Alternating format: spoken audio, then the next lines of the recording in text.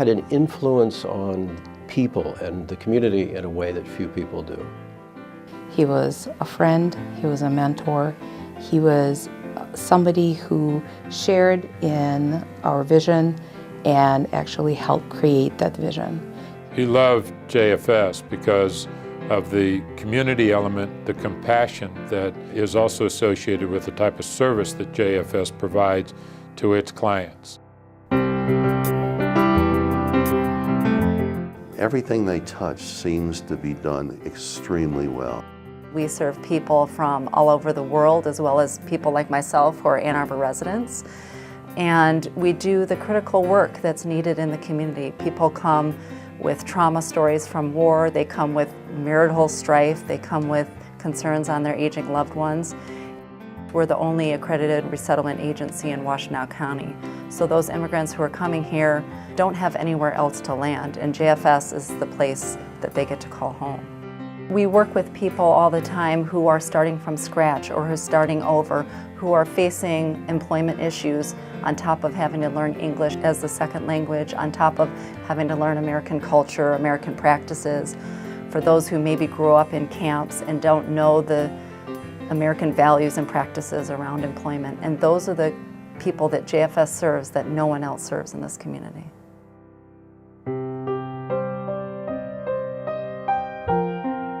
He was really the authentic article. Integrity, genuineness, a quiet spirit, but the heart of a lion. Very aggressive, yet very respectful and very humble. He eagerly and enthusiastically rooted for people to be successful. He instilled confidence in the individual. I miss looking across the table during those board meetings. The seat is open, and he's still there. And I still turn to that seat for support. Just the pure joy he would take in other people's successes. Herb, while he invested, I think, very generously and very quietly, it's the intangible things, being aware of how to connect with others.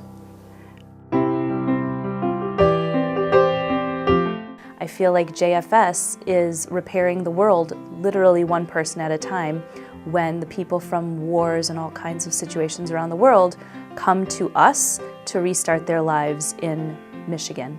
What matters to us is not where they came from, it's where they're going, and it's our mission to help them get there and to treat them with dignity and respect. It doesn't matter if the person came from a war-torn country, grew up in Ann Arbor, has persistent mental illness, or just needs help avoiding eviction. They deserve our help, and that dignity and respect is critical to our mission and why we are so excited for the Herb Amster Center, because it really speaks to what he valued. JFS is my family now. I like that. He really believed in Tikkun Olam, which means repair of the world. You've got an obligation to leave a mark and do the things which will make the world a little bit better.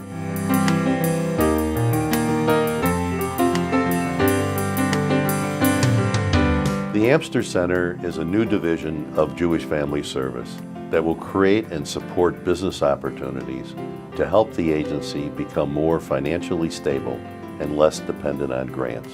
The goal of the center is very much in line with Herb and how he lived his life. He would certainly be proud of the Amster Center and its mission.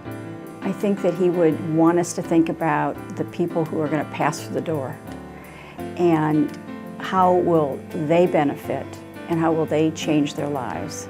All of these efforts are really positioning us and the Herb Amster Center to be a sustainable, growing social service agency that will allow us to meet the growing needs of members of our community. So I think it's an excellent way to make sure that Herb's extraordinary legacy is remembered for generations to come. It's a gift, in effect, that will keep on giving. With Mr. Amster looking down, I am certain that his ongoing guidance and support will make it a success in our community. Today, not-for-profits are really strained in how to survive from day to day.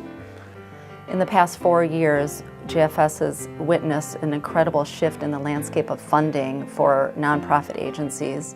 And JFS has worked tirelessly to become efficient and lean, collapsing jobs, creating more responsibilities for every staff at JFS. And still, we are struggling to continue to provide the high quality services that we want to provide. We were going through a particularly difficult time, and something that Herb shared with me just stayed in my memory, that when your back is against the wall, that's the time when you do your best thinking.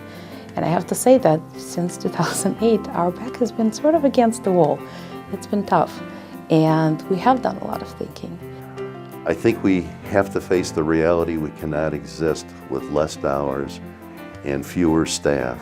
We need more staffing help. So we invite you to support the Herb Amster Center as a volunteer, as a donor, as a leader, or somebody who just wants to honor Herb's memory. We hope that you will be a part of this incredible new endeavor. My wife and my family and I have made a conscious decision to make sure that we remain supportive, primarily out of our respect and love for Mr. Amster, for the Amster family, and our appreciation for the support that they've given us over the years. So anything that you or others can do that have the means or are in the position to help in any way, I would strongly encourage you to consider doing so. We continue to serve our community because of your generosity.